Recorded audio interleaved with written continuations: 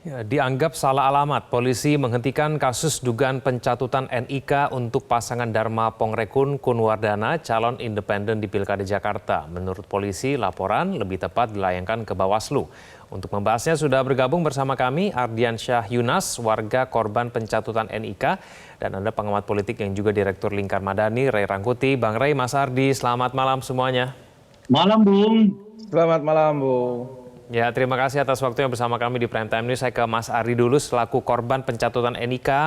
Mas Ardi, Ya. kita tahu bersama bahwa polisi sudah memastikan ya tidak akan melanjutkan penyelidikan pencatutan NIK ini. Nah, menurut polisi sebaiknya Mas Ardi dan kawan-kawan yang kemudian dicatut NIK-nya ini sebaiknya ke Bawaslu sajalah melapornya begitu. Nah, tanggapan Mas Ardi bagaimana sebagai korban ini?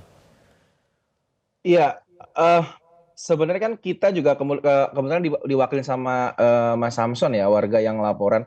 Karena kan kita polisi itu salah satu aparat penegak hukum ya, dan kita melihat di sini ada pelanggaran hukum gitu. Tapi ketika dibilang salah alamat, kita ke Bawaslu. Kalau saya pribadi juga melalui kanal-kanal WhatsApp gitu ya, yang beredar juga infonya kebetulan di posting di akun Instagramnya Bawaslu DKI Jakarta. Saya sudah juga melakukan tuh, Bung, untuk pelaporannya. Cuman ya sampai saat ini juga kita warga jadinya bingung nih gitu. Terkait ini kan data pribadi ya, menyangkut keamanan juga. Karena kemarin waktu saya cek di web itu, untuk penyanggahannya itu diharuskan upload foto KTP lagi, kemudian upload selfie sambil pegang KTP. Itu kita makin was-was gitu. Nih gimana nih jadi kelanjutan data kita, kayak nggak dianggap apa ya, dokumen yang berharga gitu. Malah ribet begitu ya, Mas Ardi ya? Iya, malah kan kita upload KTP lagi, posting selfie sambil pegang KTP. Itu kan makin bisa disalahgunakan kan begitu, Bung. Oke, Mas Ardi, ini kan kita cermati ya mengenai respon Bawaslu dan KPU Jakarta ya. Bawaslu kan sejauh ini mereka hanya kemudian menunggu laporan saja begitu dari para korban yang NIK-nya dicatut. KPU pun sudah merespon, katanya akan dikurangi begitu jumlah dukungan untuk pasangan independen ini kalau misalnya memang ditemukan ada NIK yang dicatut begitu. Nah, ini menurut Mas Ardi melihat KPU dan Bawaslu sebagai penyelenggara dan pengawas pemilu itu seperti apa merespon mengenai kasus ini?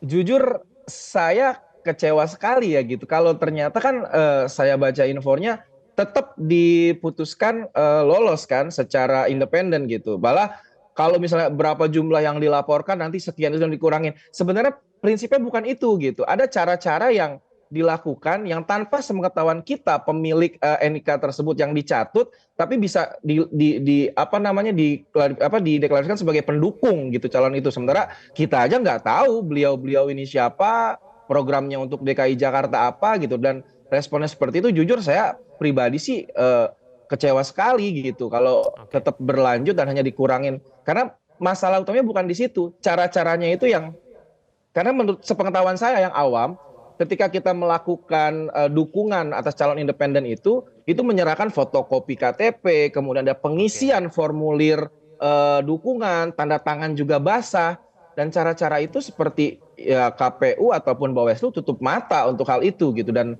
terbukti menyatakan lanjut gitu. Oke, saya ke Bang Ray. Bang Ray, KTP-nya dicatut tidak? Udah ngecek belum? Oh, enggak. Enggak ya, tapi Bang Ray menurut Anda gimana? Ini menurut Anda respon dari KPU dan Bawaslu saja deh kemudian merespon mengenai kasus ini tuh bagaimana? Kita bisa percaya tidak? Saya jangan ke KPU Bawaslu dulu ya. Saya kira lebih tepat kalau saya merespon dulu sikap kepolisian gitu. Oke. Nah, saya agak berbeda cara pandangnya terhadap kasus ini dari kepolisian gitu. Kenapa gitu? Karena kan selain undang-undang pemilu, undang-undang lain juga mengatur soal adanya penggunaan identitas orang lain secara tidak sah gitu. Artinya ini bisa menjadi delik pidana umum sebetulnya gitu, tidak hanya pidana khusus yang berkaitan dengan pelaksanaan pemilu. Nah, oleh karena itu para pemohon atau para pelapor ke kepolisian itu sebetulnya bisa mendalilkan bahwa mereka dirugikan oleh adanya semacam pencatutan nama mereka untuk kepentingan pelaksanaan pemilu, yang mereka merasa bahwa tindak pidana ini tidak harus dikaitkan dengan undang-undang pemilu gitu loh. Tapi mereka merasa dirugikan saja sebagai warga, dan oleh karena itu memohon ini diproses melalui pidana umum biasa gitu.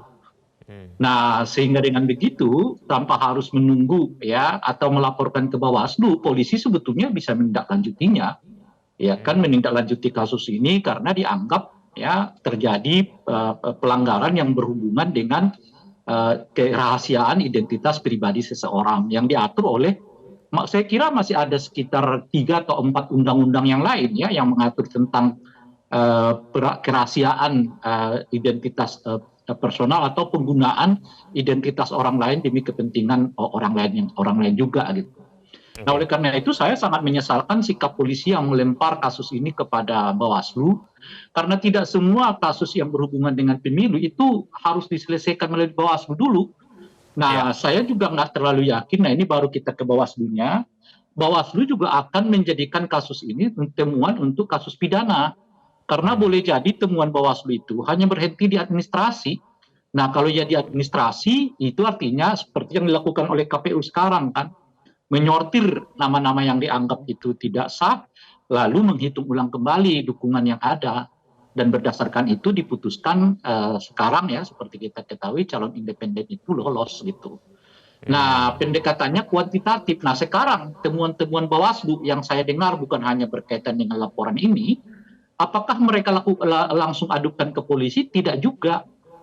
Gitu, karena memang tidak ada keharusan bahwa laporan-laporan yang diterima oleh Bawaslu berhubungan dengan adanya dugaan ya apa istilahnya itu penggelapan atau pencatutan identitas orang lain, selama bisa diselesaikan secara administratif oleh Bawaslu umumnya berhenti di situ, nggak sampai ke kasus pidananya gitu. Makanya sampai sekarang misalnya meskipun beberapa ya kasus yang sama ditemukan oleh Bawaslu, saya dengar begitu gitu, kan tidak ada yang dilaporkan ke kepolisian, nggak ada yang dilaporkan ke Gakumdu gitu, karena memang diselesaikan di tempat itu gitu. Jadi pendekatan Bawaslu ini pendekatan administratif, maka kalau ada korban pencatutan nama yang langsung ke kepolisian, polisi bisa menindaklanjuti dengan pendekatan pidana umum gitu. Nah, sebab begini, misalnya pertanyaan saya kepada pihak kepolisian nih, kalau ada satu misalnya penyelenggara pemilu, peserta pemilu, tim sukses yang mendapatkan kekerasan karena pemilu gitu, lalu ia melapor ke polisi, apakah polisi akan mengatakan lapor dulu ke Bawaslu, baru kita tangani pidananya? Nggak masuk akal kita gitu kan? Ya, ya. Gitu, karena kekerasan itu bisa menggunakan pasal umum. Jadi tidak perlu harus lapor dulu ke Bawaslu, sekalipun itu berhubungan erat dengan katakanlah misalnya tahapan pemilu. Misalnya begini nih, ini contoh ya, mudah-mudahan nggak terjadi, ini contoh. Peserta pemilu merasa dirugikan dengan tata cara penyelenggara pemilu dalam konteks menghitung suara, gitu ya. Lalu karena ia sangat kesal dan seterusnya itu menggunakan kekerasan yang mengakibatkan terjadinya korban. Dalam hal ini sebut saya misalnya penyelenggara pemilu. Lalu si penyelenggara pemilu datang ke polisi melaporkan tindakan kekerasan yang dialaminya, yang dilakukan sebut saja misalnya peserta pemilu. Apakah polisi akan mengatakan tunggu dulu, lapor Bawaslu dulu deh gitu, baru saya tangani Bang Ray, pidananya? tapi Kan, menurut Anda sendiri gitu, kenapa kemudian Bawaslu itu Bawaslu saya mau katakan begini. Bang Ray, maaf saya potong Bang Ray, tapi kenapa kemudian Bawaslu tidak kemudian melanjutkan perkara ini secara kualitatif, malah kemudian menempuh jalan penyidikan menggunakan cara kuantitatif begitu? Menurut Anda ada alasan tertentu tidak? Ya, saya sih sebetulnya nggak terlalu terkejut kalau Bawaslu itu menggunakan pendekatan kuantitatif, bukan kualitatif gitu. Kenapa? Karena itu salah satu cara yang memungkinkan tanda kutip aman gitu lah kira-kira gitu. Aman itu apa gitu? Artinya ya mereka kelihatan bekerja tetapi hasilnya tanda kutip tidak mengganggu tahapan pelaksanaan pemilu.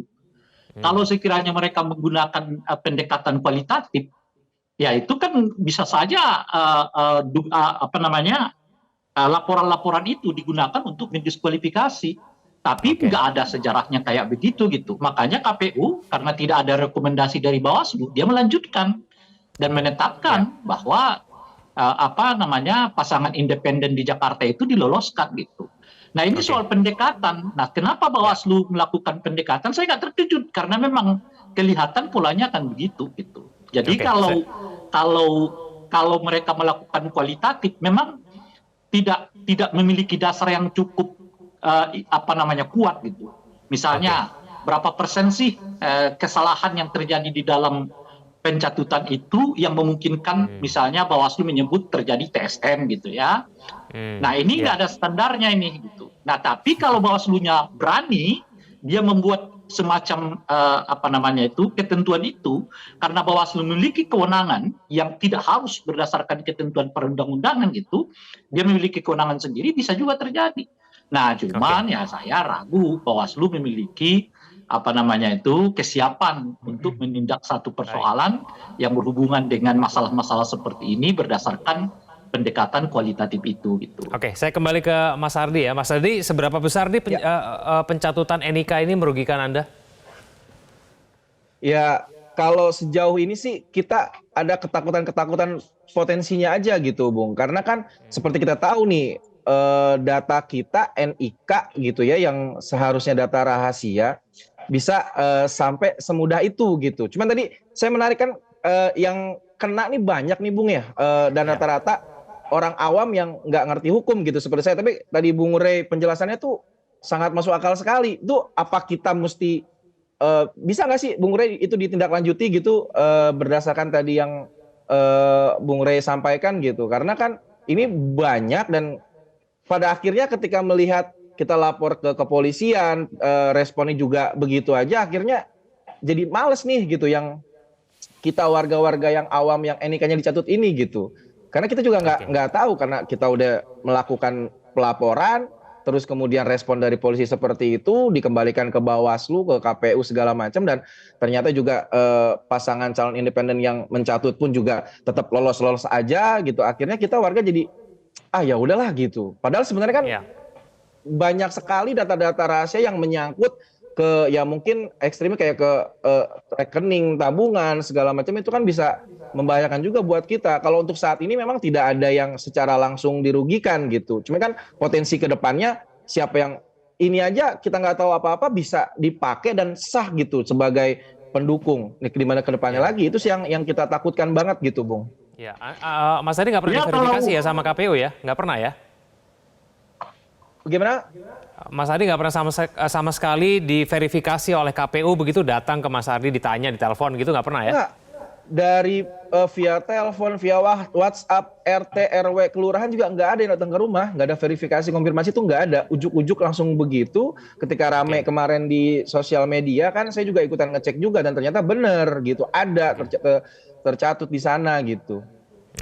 Oke, Bang Ray terakhir singkat saja, kenapa menurut Anda kok bisa terjadi pencatutan NIK begitu banyak yang kemudian menjadi korban ini? Bang Ray, singkat saja. Iya, memang ini agak lumrah terjadi sebetulnya di dalam proses-proses seperti ini gitu ya. Oleh karena itulah perlu dilakukan verifikasi administratif dan verifikasi faktual. Nah, cuma kalau kelihatan kasus ini agak sembrono karena mestinya misalnya nama orang yang tercatut ya, sedangkan yang bersangkutan berKTP non Jakarta itu mestinya waktu disilon itu dengan sendirinya sudah terbuang waktu verifikasi administrasi itu. Tapi saya mendapatkan kasusnya itu masih tetap dimasukkan ke dalam data yang mendukung itu loh. Padahal itu simple banget kan. Jadi misalnya bukan KTP ke Jakarta, tidak berusia 17 tahun, telah meninggal dunia, itu dengan sendirinya waktu disilon itu verifikasi silon itu sudah selesai, udah terbuang tuh. Tapi kenapa masih bisa masuk? Nah itu yang saya sebut ini kelihatan agak sembrono gitu ya.